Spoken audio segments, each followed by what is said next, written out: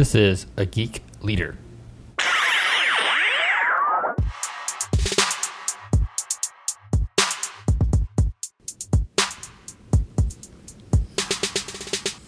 Hey guys, John Rada back with episode 84 of A Geek Leader podcast, and it's almost Christmas time. I hope you guys have finished your shopping. I know that the postal services are slam-packed right now, trying to deliver all the packages, but I hope you got all that taken care of and you're able to spend time with your family and enjoy the holidays and enjoy just some time off work and just relaxing and remembering the reason for the season. But let's get into the show. Today we've got Mike Sarraille. He is a retired Navy SEAL. He's the founder and the board of directors of the Vetted Foundation. He's a leadership instructor and strategic advisor at Echelon Front and the founder of EF Overwatch. He's just one tough dude. Let me go ahead and tell you that. He was a Marine for a few years, and I guess he thought that wasn't tough enough or hard enough for him, so he switched over and became a Navy SEAL. But he's got lots of great stories, lots of good leadership advice that he throws at us in this episode. So we're going to pick it up right as Mike's telling us kind of how he got started and how he got to where he's at today. So give it up for Mike Sarraille. Well, where to start? Born and raised in San Francisco, California, really a little south of that, the heart of Silicon Valley, Palo Alto. Very different from what a lot of the young men and women in my area did. I enlisted in the Marine Corps proudly, wanted to be part of something bigger than myself. Really didn't know what I was stepping into. When you join the military, your only real exposure, if you don't come from a military family, is the movies. And so absolutely loved it. Loved the people I was surrounded by, the men and the women, and continued to compete to get better and better every day. And eventually the Marine Corps decided to make me an officer. But before I took a commission in the Marine Corps, I switched over to the Navy SEALs. And that was my next challenge, to be part of one of the most elite fighting forces in the world. Within the SEAL teams, I ran training, something called the Junior Officer Training Course. I was the director of that professional development for our young SEAL officers. And served at Naval Special Warfare Development Group, which represents anywhere from the top 5 to 3% of the SEAL teams. So phenomenal experiences, always surrounded by very bright, competent, and talented people. And then as I started to exit the military, got my MBA at UT McCombs, Hook 'em Horns, and started a foundation alongside a number of extremely famous people like Admiral Bobby Inman, Admiral McCraven, George P. Bush, and others. And that was hailed by Huffington Post as revolutionizing the way that veterans exit the military. So that's my nonprofit leadership experience. And then now I am a leadership instructor with Echelon Front, made famous by the book Extreme Ownership, and the two authors, Jocko, Willink, and Leif Babin, who are my bosses and brothers of mine. And then I also own a company with them called EF Overwatch, which is the premier special operations firm, talent acquisition firm for special operations and combat aviators.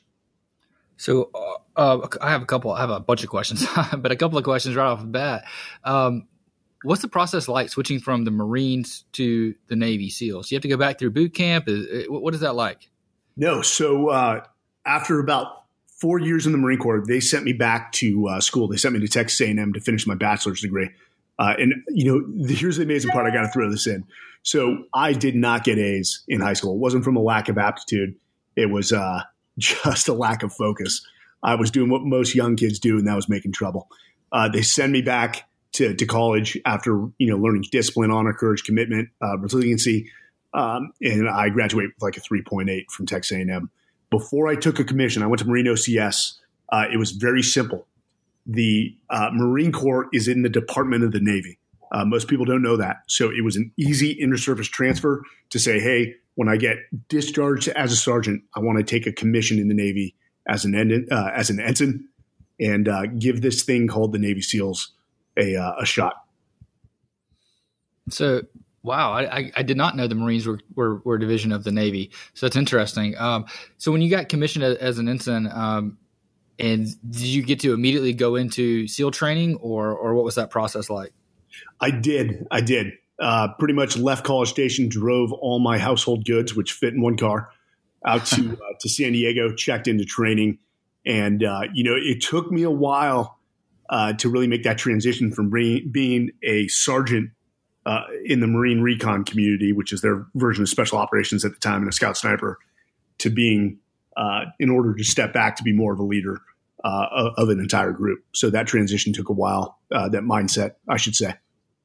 Yeah, I had trouble with my transition too. And when in leadership in the civilian world, was that transition more like because of the relationships that you've built, or was it just understanding that now instead of having to complete a job, you're having to manage people or lead people? What was that? What was the difficulty that you had there? I think you just nailed it on the head. So my job as a officer in the SEAL teams was not to pull the trigger anymore. Though I pulled the trigger when necessary in combat, and that's quite fun to do. But you really, much as we preach in extreme ownership, you have to have the ability as a leader to prioritize and execute, to step back, to allow your very smart people to do what they need to do to accomplish the mission for the overall team. And so that really entails stepping back, having trust and faith in your people, having clearly communicated what needs to get done and why, and let them go to work.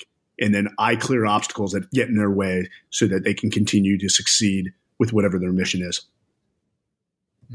Yeah, I definitely had that same kind of problem. I know when I first became a manager of a web and mobile development team, I was on that team and got promoted into management. And it was kind of like I had to stop coding and step back and trust my people to do the job. And I continually wanted to get in there and wanted to, like you said, pull the trigger, even when it wasn't necessary, when I had people that could do that for me. And that was difficult. It's difficult for me to say, hey, this is my team stuff, but I need to empower them to do their work. And that was the hardest part for me. So John, did you feel like you had a little difficulty letting go as well? And I know for me, hey, ego is something that we contend with at all times. And when you're younger, you tend to think, your way of coding is the only correct way. Did you struggle with that? Yes, I did. That was probably the biggest thing. And letting go and understanding that, yeah, he may do it differently, but at the end of the day, it still works. And it's not that big of a deal. Coming to that realization, as simple as it may sound to say it, it was so difficult to actually put that into practice and to step back and say, look, I'm going to let you code how you want to code. As long as you meet these criteria, these standards that we've set forth, and the product works and it passed QA and it tests out okay and it's good, I'm going to step back and let you guys own this now. And that was by far the biggest part. I don't think that is, people tend to think their problems are unique. I'm here to tell you they're not. Having worked with hundreds of companies through Echelon Front in different industries, different functions, all the problems are the same. And, I think I still struggle with it. Running my company is that sometimes I think my way of doing business is the only way. And so I think it's just that realization as we become more mature to recognize that you're not leading in the best manner. You're not allowing your people to take ownership and allowing them to lead to accomplish the mission. So, that's just basic human psychology. We all sort of struggle with our ego, and we've got to maintain that balance. Yeah, one of the books that helped me was Ryan Holiday's "Ego is the Enemy," and I thought that book was just fantastic when it came to understanding, what your ego does as far as holding you back. And that was kind of one of the breakthroughs that I had was through that book. And another book that you mentioned, Extreme Ownership. When I first read that book, the way that the stories kind of melded together, where you had something, you kind of had a war story and some examples of leadership there, but then you had a business side of how that relates, and just putting the two together made it really powerful for me. And I was able to take those core principles and understand them and use them. And I've said to my boss many times where we've had something go wrong, and he'll say, "Well, whose fault is it?" And I'll say, "It's my fault." And he's like, "No, really, let's get down to it." I said, I read this book, Extreme Ownership, and I know it's my fault. And here's why it's my fault. Here's what I could have done differently to improve that situation. Here's what I could have done to prevent that from happening that I didn't do. That's phenomenal. And I think I cut you off there. I'm losing you a little bit. Go ahead. Yeah, no. I think that is exactly the mindset that you have to have if you want to, let your team know that you have their back no matter what. Is to take that ownership. 100%. You need them to take ownership as well. When everyone, you see the root of it, to put it as simplistic as possible, is when everyone takes ownership, nobody's pointing fingers, nobody's placing blame. They're just solving the problem at hand. And, what Jocko, Willink, and Leif Babin did with extreme ownership, and now the dichotomy of leadership, it is absolute beauty because it is simple. A lot of people, we hear it all the time. Well, leadership in the military is different than leadership in the private sector. That's completely inaccurate. completely. And that's closed-minded. Leadership is leadership is leadership, regardless if you are in tech, private equity, or on the battlefield leading men. It's all the same. And if you read a lot of military history, they dealt with the same problems in the Civil War that we dealt with in the global war on terror. Things don't change. Leadership challenges are all the same. It just takes strong leadership that's willing to take ownership over everything, the problems, the failures, the solutions, that is really going to lead a team and eventually win. No, I think you're absolutely right. When it comes down to leadership, you're leading people. It doesn't matter if you're leading an accountant or if you're leading, a software developer or, someone in the military. They're all people. We're all people, when it gets down to the core of it. And it comes down to basic psychology and understanding, how to lead. And I think that's one of the things that you teach a lot about and talk a lot about. And I was wondering if you have any examples of where companies may have gotten the leadership thing wrong and how they were able to switch back and fix it. Yeah, give me 1 second. Let me think of a good analogy here. A lot of the companies that come to us for these, leadership instruction or what we call leadership development and alignment programs through our consulting firm, Echelon Front, they're all good companies. They're great companies. I'll tell you what really, companies that stand out the most that contract us, that want our services, are the ones where the leader, the head guy, the CEO or president of the company looks at us and says, I'm not getting this right. I'm trying and working my ass off, but I realize I have the humility to realize I'm not the best leader that I can be. And if he sets that tone when we come into companies and everyone is willing to adopt this foundation, this leadership system called extreme ownership, the results are amazing. However, we step into the company where the CEO is completely bought on board, but the rest of the company is not. You're going to get mixed results. So companies that are receptive to being humble, realizing that they must continue to innovate and adapt, which means they need to evolve, which means they need to do brutally honest self-assessments, those companies just skyrocket. And those are the companies we want to work with, people that are receptive to new ideas and actually growing. I don't care if you're 30. I don't care if you're 60. You have to realize that you continue to develop as a leader every day. Every day, you're not going to knock it out of the park. Much like when you're coding, you've had your good days. You also have your bad days. Same thing as a leader. I've had great days, and I've had days where I got in bed at night and said, wow, I really, failed today, and here's why, and this is what I need to do differently tomorrow. But really, I'll say a lot of the companies we come into, bottom line, are good to great companies. It's the companies that are willing to listen and take on extreme ownership that truly move to the next level.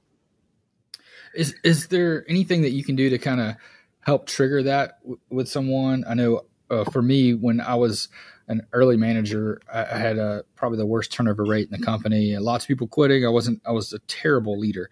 I wasn't a leader at all. Let me back that up. I was just a person that was given a title that didn't quite understand how to use it. And one time I had two people quit on the same day, not together, not like because of one instance. They actually quit several hours apart, but they quit on the same day. And I went and told a mentor that I had just gotten a mentor probably 2 months earlier. And I told him what had happened, and I kept trying to say this excuse of, it's probably because in Charlotte they're paying more at this, this bank or that bank, and so on and so forth. And he said, people don't quit their jobs because they get paid more somewhere else. Usually, they quit their managers, they quit their leaders.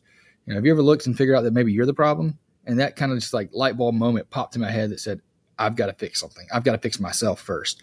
Is there any examples where people may have had that you've seen on your end? Oh, there's hundreds, and it comes down to one thing. There are a lot of leaders out there that learn through bad mentors to point fingers and place blame. Naturally, when you lost those two people, you could have been like, well, they're screwed up. Good. My team's better without them. The leaders, and sometimes this takes, longer with others, the leaders that we can get to take ownership of the situation and say, okay, it's not those two employees' fault that just quit. This is on me. What am I doing poorly? This is my team. If I'm, hemorrhaging talent, what is the reason why? And what can I do to identify solutions to fix it? But once a leadership can take ownership and realize that they are the problem, they're the first stop, then we have room for growth. And that's detailed in the book, Extreme Ownership. where Jocko had to come in and work with the VP of a project that had went very badly and had to work with him for a few weeks. The guy just couldn't get it. That when he stepped in front of the board and had to answer the man, he continued to point fingers. But after a few weeks, he convinced him, you need to take ownership of this and say, hey, this project failed. I was ultimately in charge. This is what I'm going to do about it. Spent no time, casting blame. He did identify where he thinks things went wrong, but he took ownership, and actually his trust and credibility in the eyes of the board skyrocketed. So he came out a stronger leader, and they gave him a chance to turn that project around, and he did.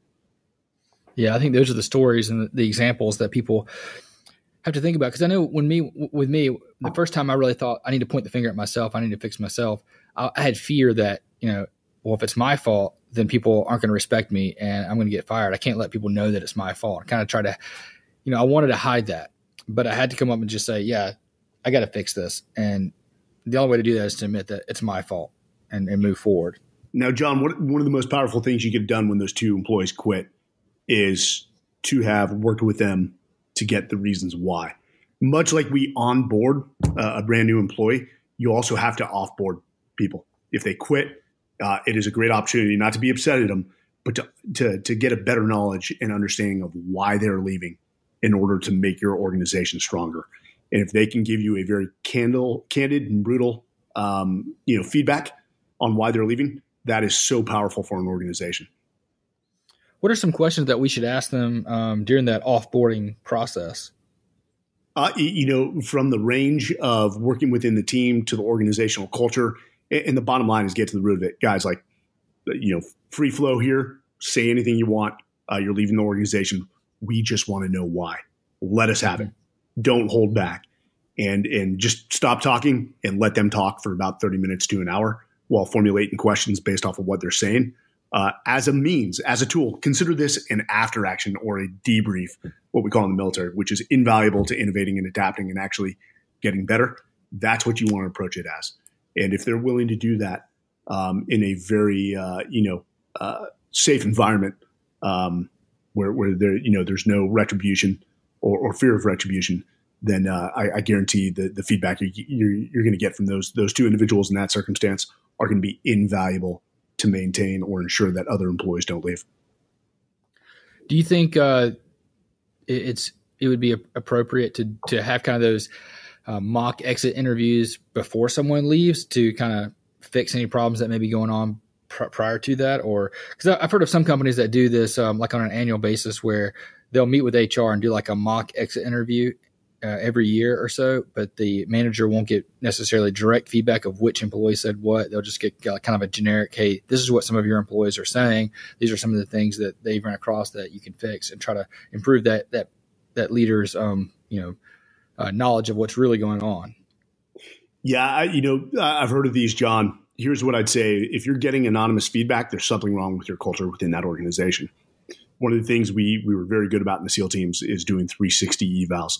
I wanted to know what everyone thought of my leadership on my team, regardless of rank, or how much tenure they had in the SEAL teams. And I would want to see it face to face so that I could address or solve the problems. And sometimes I had information that they didn't have, which help them understand why I made certain decisions on the battlefield or in training or with regards to the direction of my unit. But you need to, and you said annually, you need to be doing them quarterly. You need to be sitting down. If you have a team of 20, I'm not saying, prepare a big 10-page evaluation on each employee, but even a one-pager to sit down to give your feedback about how they're performing, where they need to improve, and then vice versa, they provide feedback on the culture, the team, the job, and areas for improvement.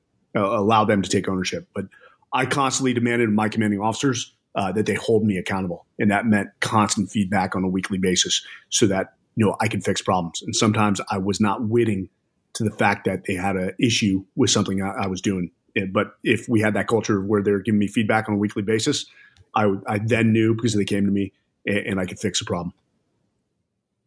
Yeah, I do that with I try to do that with one-on-ones. I don't know, sometimes it's difficult to get people to be, honest and open up. Especially when you're new to a company or a situation. I found that over time, the more I kind of pry at people and want them to give me negative feedback, the more they actually do it. But it takes a period of time to kind of build that trust where people will open up, during that one-on-one type situation. Is there any tips or tricks or things that we can do to kind of accelerate that? Yeah, set the culture. Set the culture that I actually, as a leader, if I'm in charge of 20 people, I demand feedback. However candid and brutal it may be, it is their responsibility to look at me and say, hey, Mike, I disagree with what you did, and here is why. Or, hey, Mike, I feel like this is, the wheels are about to fall off this vehicle. We need to fix this and why.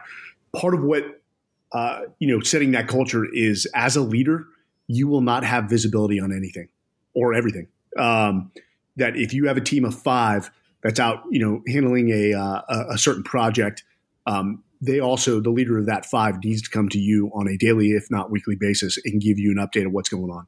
It's a two-way street. But in any culture where even the brand new guy can't give feedback is a culture that needs to be fixed. Yeah, I think that's absolutely right. And sometimes it's hard to set the culture at the beginning, unless you come in strong and kind of just lay it out there that this is how it's going to go. I've seen so many people say, well, I want to get into the company and, not change anything for a while and just kind of see how things are going and learn and listen. And I think that sounds good on the outside, but what you find is you assimilate to that culture versus setting a new path forward.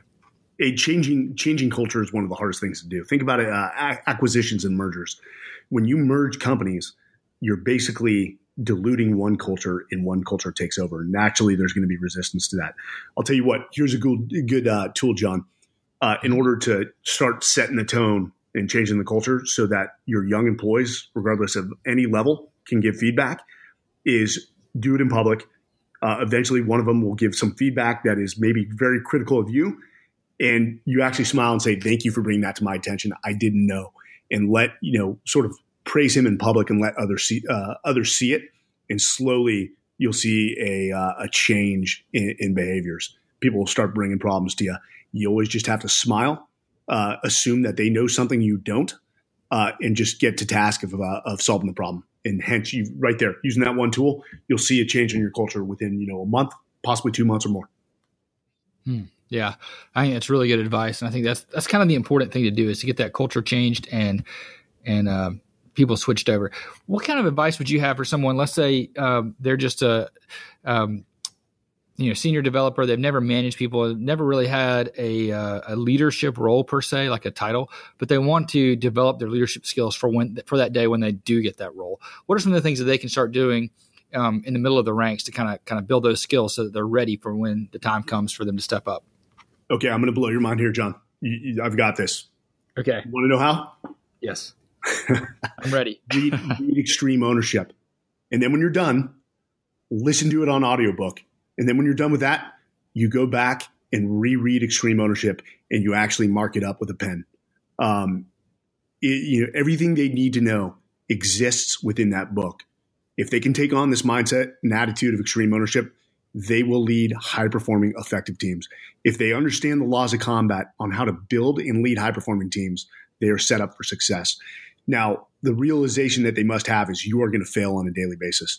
Even though Jocko, Leif, myself, Flynn Cochran, Dave Burke, JP Donnell, Mike Bima all teach this for a living, we still screw it up on a daily basis. We learn from it. We reset. We get up the next morning at 4:30 to 5:30 and get after it. So, when you come in, don't try to change cancer or as we say, cure cancer within the first week. Get a good sounding or foundation of how things operate within that company or that team, and then slowly change things. The great story that Jocko uses a lot, a mentor to all of us, is a guy named Colonel David Hackworth. He took over the most combat ineffective battalion in Vietnam. And when he came in, he knew he couldn't change things in 1 week. So what he did was he changed one thing a day. And that one thing could be, hey, today, every soldier on this fire base is going to wear their helmet. And they did. And then the next day he said, hey, every soldier puts a shirt on and wears a flak jacket. And they did.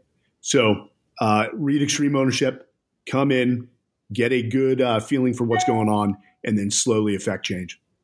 Yeah, that's kind of like that principle of just improving 1% a day. And at the end of the year, you've got 365% improvement.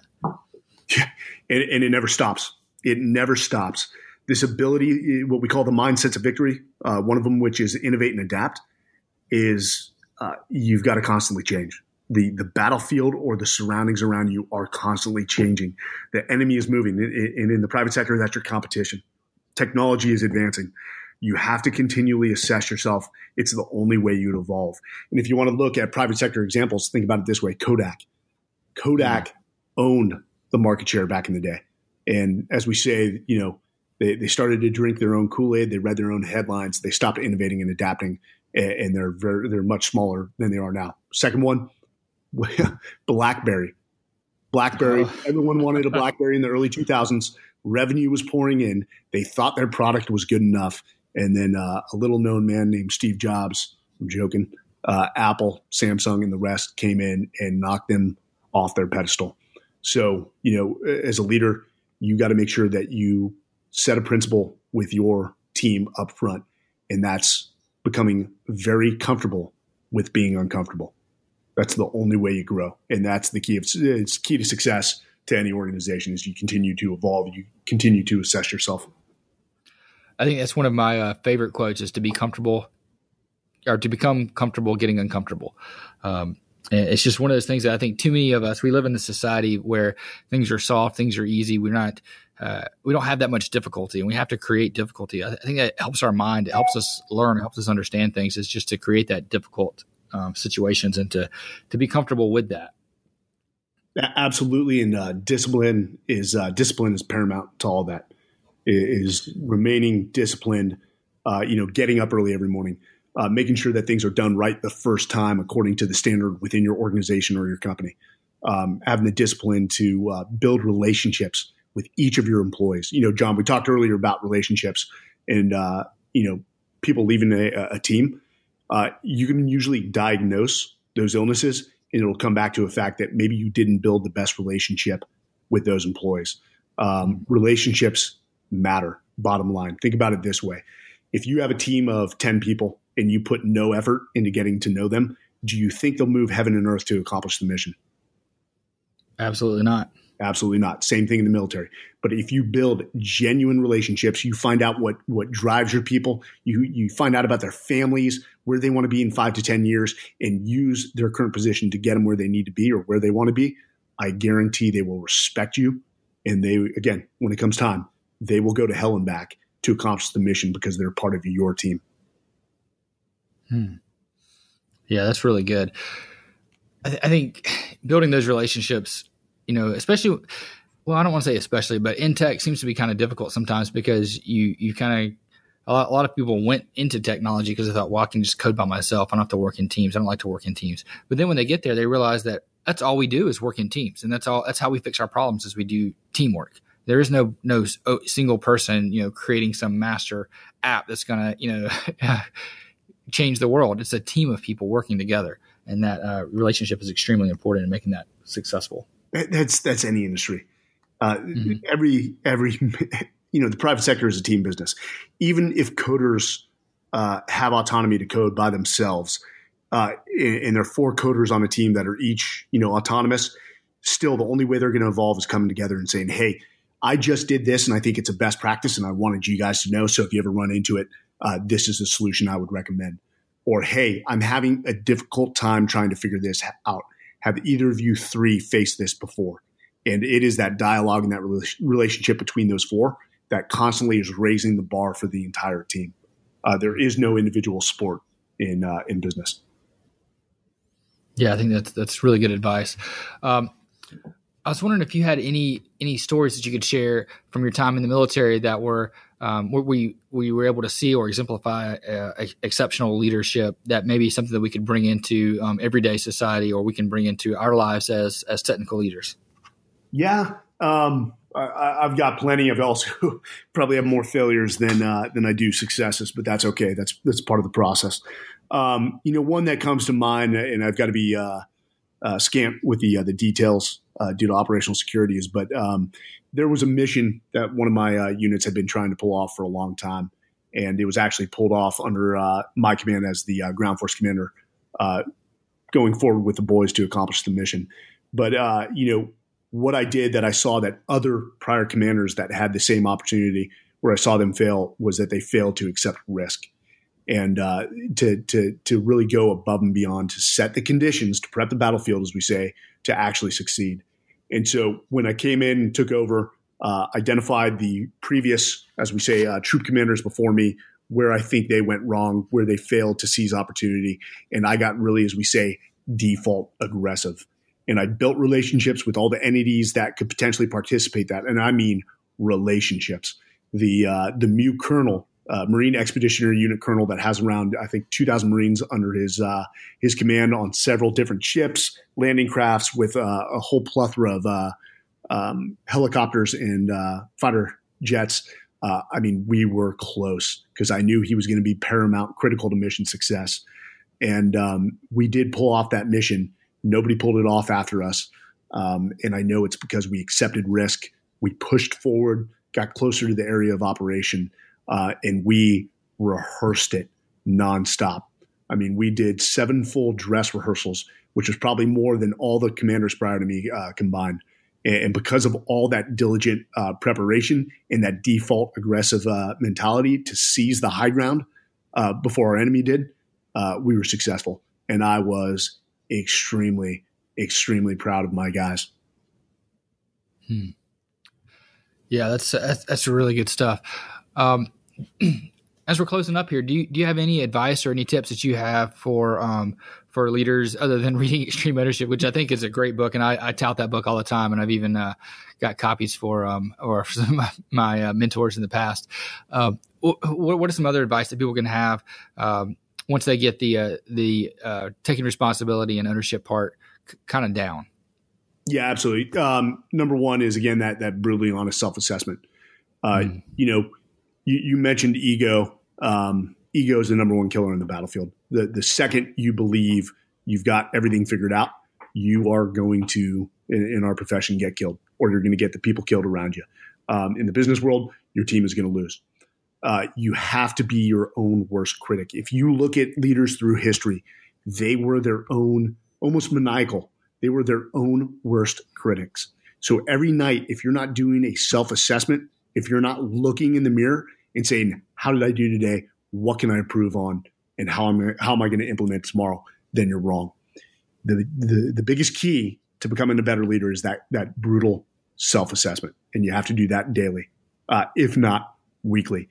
The second, put a lot of time. And this is why leaders don't build relationships, is because it takes time and effort outside of your normal 8 to 4 routine. It's about seeing the people pass for, maybe going to get a bite of dinner with one of your employees to get to better know him, or with him and his wife and his children. You have to build relationships. You have to break down silos. You have to be able to cover and move for one another. And if you can do that, if you can have genuine relationships in your team, everyone clearly understands what and why they're doing things, and then you have this ability to let them all lead while holding them accountable, you're going to accomplish great things. Yeah, I think that's wonderful advice, and that's really good stuff. Well, how can people find out more about the things that you're doing, your company, and get in touch with you if they need to? Yeah, absolutely. So first, if you are looking for talent, our talent pool within EF Overwatch, which again is the premier special operations soldier and combat aviation talent acquisition firm. We source general management. We source leaders coming from these very unique communities within the military. They're already proven leaders. They just needed to learn the tools of the trade for whichever industry we place them. But they have the most important tools, and that's leadership.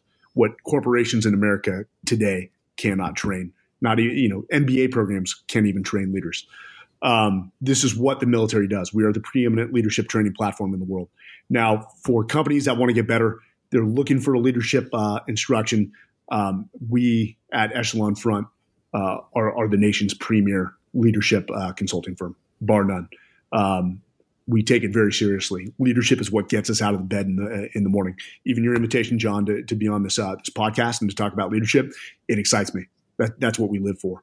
So, if you truly want to make your company more effective, reach out to both EF Overwatch and Echelon Front.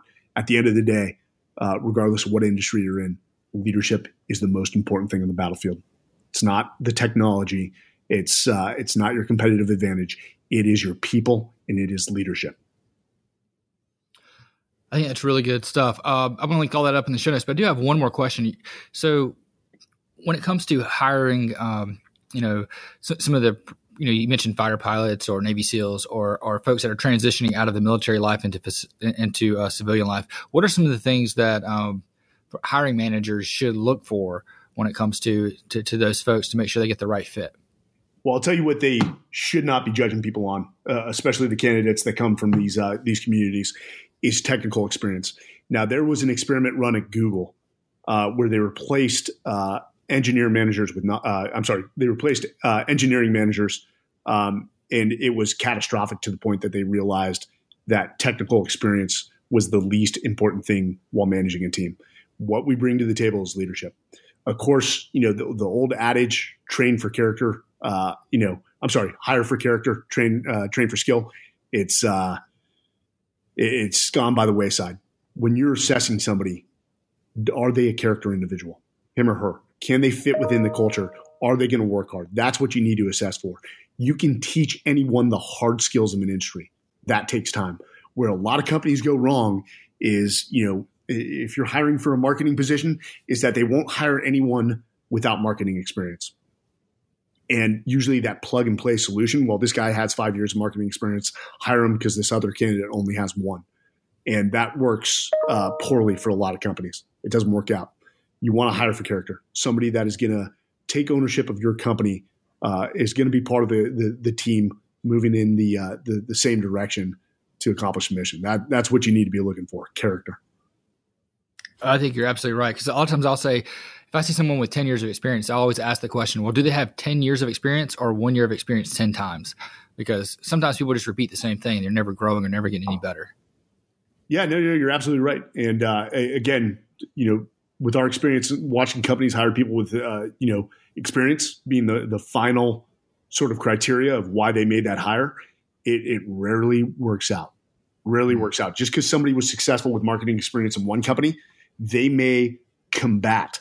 They may, try to avoid your culture and hence aren't a culture fit into the organization because, they're egotistical and in their mind, well, I did it this way at company X. We should do it that way as well. And you're like, nope, this is company Y. We do it this direction. We appreciate your input, but this is the culture that we have. And if they fight that, then it ends up that company's in the same place as they were 12 months earlier, looking for a new replacement.